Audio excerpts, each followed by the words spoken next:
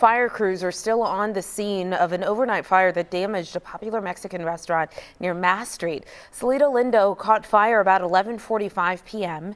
You can still see heavy smoke billowing out of the top of the restaurant. That was from several hours ago. And we know for those of you who spent any time in Lawrence, you know where this is and have probably eaten there, which is why, as a voice for everyone, we sent KSHB 41 News reporter Claire Bradshaw to Lawrence to learn more about what's next for Cielitos. Claire, I know you were talking about a friend who was kind of shocked that this happened because it's a popular place there.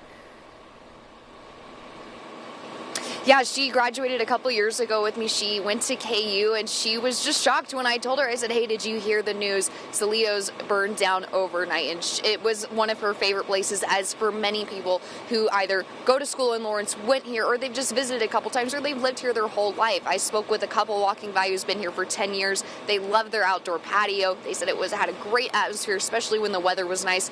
And they're going to miss that because if you look back at Cielitos, the damage is very visible. You have windows blown out. You can see the smoke and the paneling and the water damage that has been done just with the hours and hours that they have been working to extinguish the hot spots that kept popping up overnight. Crews have been on scene since 11:45-ish, and it's now 7 a.m., so over almost 8 hours.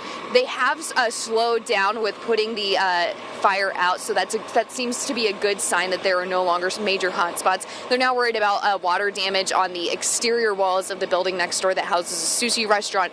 It's an older brick building. They're worried that the water that they've been spraying could damage the mortar and leak into that exterior wall. So that's something that they are looking out for.